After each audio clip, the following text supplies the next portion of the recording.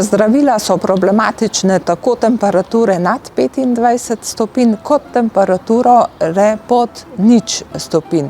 Tako da, če gremo na morje, je večje tveganje, da pač se nam zgodi, da so zdravila shranjena nekje v avtomobilu, ki ga pustimo, ko gremo, ne vem, vmes na kosilo oziroma se ustavimo v avto, ki ga pustimo nekje na soncu, je hitro lahko 50 ali celo več stopinj, kar seveda za zdravila ni v redu, tako da zdravila je pametno zapakirati v kakšne take priročne embalažne elemente, mogoče tudi kakšen hladilni element. Zdaj, po drugi strani so zelo problematične tudi zelo nizke temperature. To pa predvsem je treba imeti v mislih, kadar potujemo z avionom, ker v letalih se, če bi jim dali kar v to klasično prtljago, potem obstajata tu dva tveganja. Eno je to, da se mogoče prtljaga izgubi, to na letališčih večkrat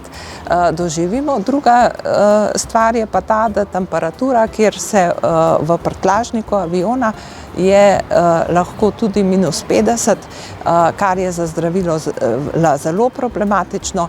Nekatera med njimi so še posebej občutljiva na tako nizke temperature, na primer inzulini. Če inzulin zmrzne, potem izgubi svojo učinkovitost in je to lahko zelo velik problem.